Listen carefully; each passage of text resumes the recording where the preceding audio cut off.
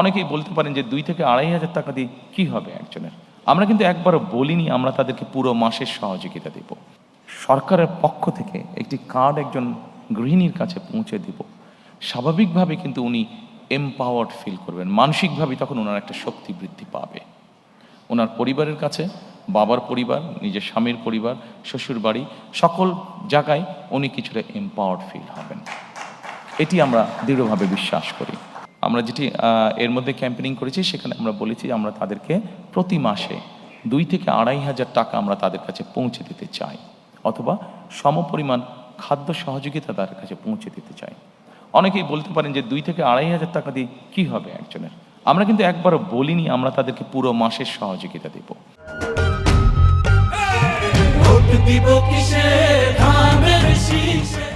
আপনি চিন্তা করে দেখেন, গ্রামের একটি সাধারণ পরিবার, যার সদস্য সংখ্যা এভারেজে 5 থেকে 6 জন। আপনি যদি তার এভারেজ খুব এসেনশিয়াল বাজার সদাই যদি আপনি মনে করেন 5 থেকে 6,000 টাকা হয়ে থাকে, মিনিমাম, এর নিচে তো কষ্টকর ব্যাপার, এটা হয়ে থাকে, অর্থাৎ 4 সপ্তাহের খরচ যদি চা হয়ে থাকে, আপনি যদি তাকে 2,500 টাকার মতন দেন, তার মানে আপনি তাকে মোটামুটিভাবে 1 সপ্তাহের একটা সাপোর্ট আপনি তাকে দিচ্ছেন। এই 1 সপ্তাহ সাপোর্টটা আমরা যারা আজকে এত সুন্দর জায়গায় বসে আলোচনা করছি, আমাদের কাছে এটা গায়েই লাগবে না বিষয়টা।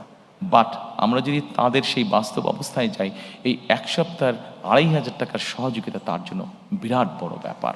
এই 2,500 টাকা সে কোনো না কোনোভাবে খরচ করছে, কিন্তু আপনি যখন তাকে এডিশনাল সাপোর্ট দিবেন, তখন একজন নারী এই 2,500 টাকাটা বিভিন্নভাবে খরচ করবে, অথবা সে তার নিজস্ব খরচ থেকে যেই টাকাটা সে বাঁচাতে পারবে সেটা তার বিভিন্নভাবে সে খরচ করবে। আসুন আমরা সংক্ষেপে দেখি সে কীভাবে কোথায় কোথায় সে খরচ করবে। আমরা যেই স্টাডি করেছি সেখানে আমরা 3টি জায়গা পেয়েছি যেখানে একজন নারী যতটুকু অর্থ বাঁচাতে পারেন সেটা সে খরচ করবে। কোথায় করবে? প্রথমত তার পরিবারের যে সন্তান আছে তাদের খাওয়া দাওয়া, হেলথের পিছনে সে খরচ করবে প্রথমেই, যে তার ছেলেমেয়েরা একটু ভালো খাক, একটু ভালোভাবে খেয়ে পরে থাকুক। আচ্ছা, তারপরে সেখান থেকে যদি সে খরচ বাঁচাতে পারে তাহলে সে চেষ্টা করবে তার সন্তানদের লেখাপড়ার পিছনে, যে তার সন্তানটা একটু বেটার লেখাপড়া করুক, সে টাকাটা ওখানে খরচ করবে।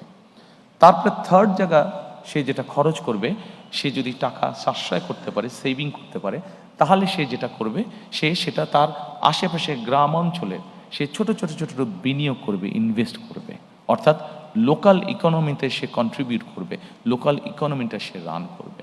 প্রিয় সহকর্মীবৃন্দ, আমরা যদি এভাবে দেখি, একটা পরিবার 5 বছর 7 বছর ধরে এই সাপোর্টটা পেল।